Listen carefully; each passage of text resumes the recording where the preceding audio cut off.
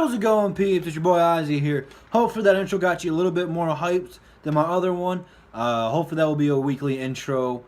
I want to do a series. Hopefully you guys will agree with me here and enjoy them. About doing the weekly projections for the NFL games for each and every single week, for each and every single team, for each and every single game. So go ahead and comment down below all your lists for each week. We're going to start with week 1. I wanted to upload this yesterday.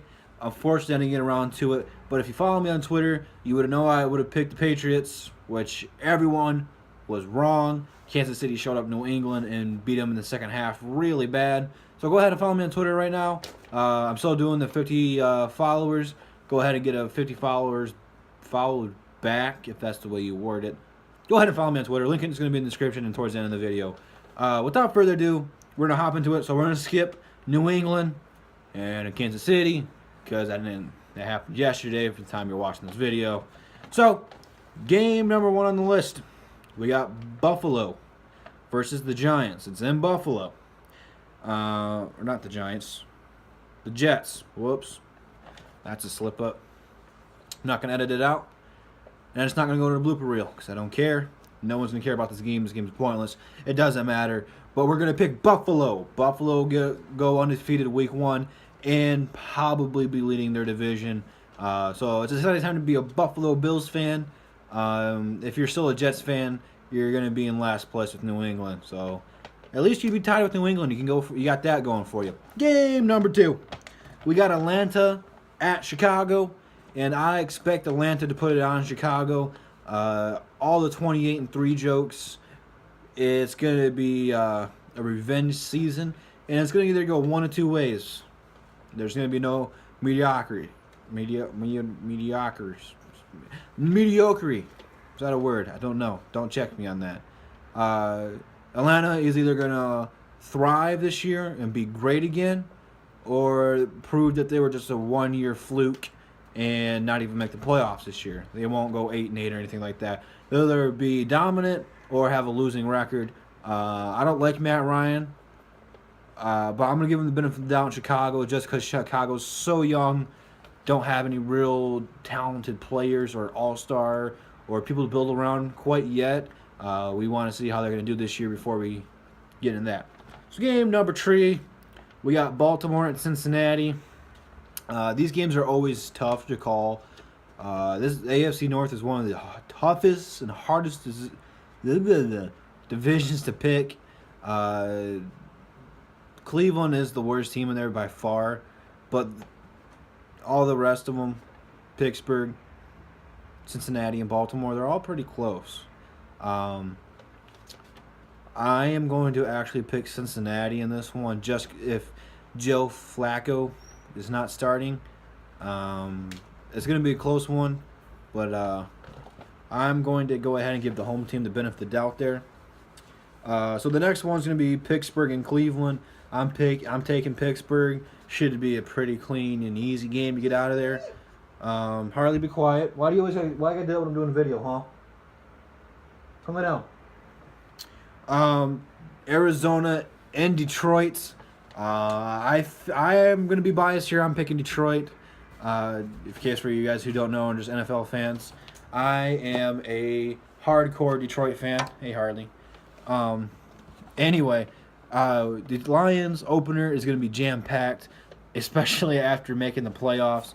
I expect some of the Detroit Red Wings and the Pistons to be there since they moved into Little Caesars Arena across the street. It is going to be lit. It's going to be awesome. It should be a great game. I project another fourth quarter comeback from Matthew Stafford. I know a lot of people are going to pick Arizona, and it's probably because they're the better team. But don't count Stafford out. There's a reason he got paid all that money. Next game, Jacksonville at Houston. It's Houston. Houston's going to have a good year just because of all the hurricanes and stuff. The J.J. Watt funding, all of that money. Last time I checked, it was pretty close to like $15 million he raised for Houston. It's retarded how much money he's raised for them. So Houston is going to have a great year and a fun time watching this game. I'm sorry for all you Jacksonville Jaguar fans. There's not many of you, but you're going to be hurting after this week. Miami and Tampa Bay, for those who don't know, who got canceled because of the hurricane. They moved it to week 11, so none of those teams are going to have a bye week. So that game does not count. Oakland at Tennessee. I got Tennessee pulling an upset, if you call it an upset, over Oakland. I know Oakland is a good team and a potential Super Bowl contender. But I just see Tennessee pulling this one out. Tennessee's always one of those teams that's really good week 1. They actually might be a surprise team. Mariota, he's got to stay healthy. I know he's had a couple of ACL tears and maybe an MCL tear. But DeMarco Murray showed up last year. Delaney Walker was good last year. They had a couple of good receivers this year. They got some talented pieces in there. They have some chance to make some noise. I know a lot of people might write them off in this game. I think Oakland's actually really overrated. I don't think they're that good. That being said, they have some good pieces over there in Oakland too. I just think Derek Carr is overrated. I think Khalil Mack is the real piece in Oakland. Their defense is really good. I'd like to see a little bit more production out of Amari Cooper for him to be good. I don't know how the Marshawn Lynch thing is going to balance out. Are they going to run the ball on the 1 yard line? Are they going to pull Seattle and pass it? There's just so much to take in here. It's overwhelming in this game. Next game we got is Philadelphia at Washington. Philly is one of those teams. They looked really good last year in the beginning of the game, or not the game, beginning of the season, and then they just died out. Carson Wentz showed some flashes of being great, and he also showed some flashes of not so great. But he's just a rookie. I expect him to learn a little bit more out of his second year. Washington lost their deep threat, Deshaun Jackson. Kirk Cousins, still a franchise tag player, doesn't really have a contract. What is he getting paid, like $30 million right now just for this year because they franchise tagged him again. Terrell Pryor is their best receiver. So it's going to be interesting. I'm going to go Washington in this one. Indy at LA. It's the Rams, not the Chargers. I had to double check that. I'm going to go the Rams, especially if Andrew Luck's not going to be playing. There's not much to be said. The Rams' defense is good. Colts don't have nothing else besides Andrew Luck. So count that as a loss for the Colts. It's going to be a tough one for you if Andrew Luck can't stay healthy this year again. They won't win their division. No playoffs for the Colts fans. Andrew Luck needs to stay healthy in order for the Colts to win. Without that, Rams will get a Week 1 win. Next game is Seattle and Green Bay. Going to be a fun game to watch. Probably really low scoring, a lot of defense. Although Green Bay lost a lot of their defense, which is not. This is why they're not going to win their division. But I'm picking Green Bay to win this one. They don't lose too many Week 1s. It's at Green Bay. There's going to be a lot of cheeseheads there, and they will show up to play. So expect that out of Green Bay. Carolina at San Francisco is a pretty easy one. Carolina should win that. Expect a bounce back. Expect a bounce back here out of Cam Newton. He kind of disappeared after that MVP season, not diving for the fumble in the Super Bowl as everyone keeps making fun of him for. I expect him to show up and play big this year. If not, his career might go down the drain after this.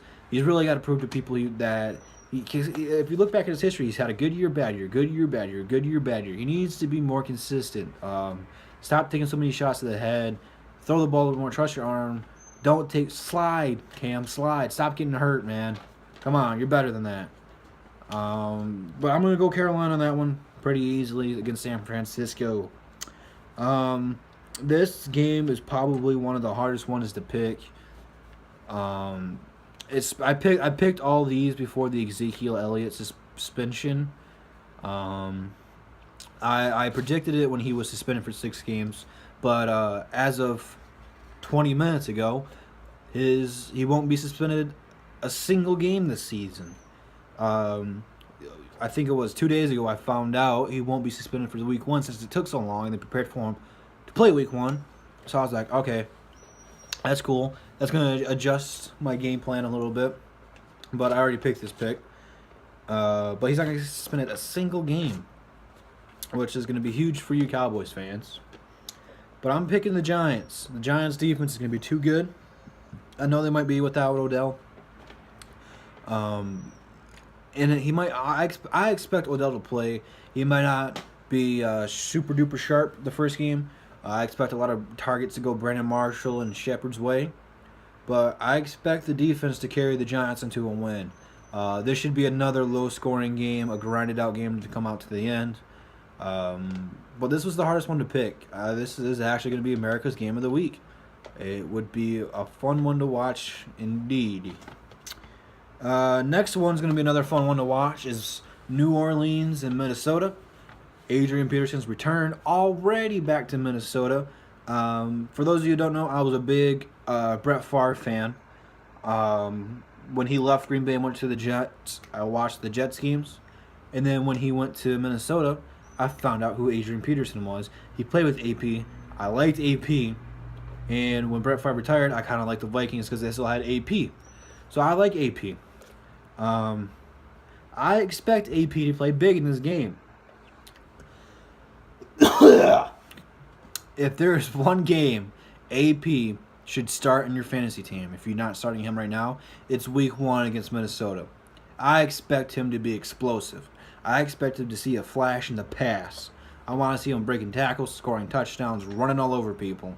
This should be a fun one to watch. I don't expect Minnesota to boo Adrian Peterson at all.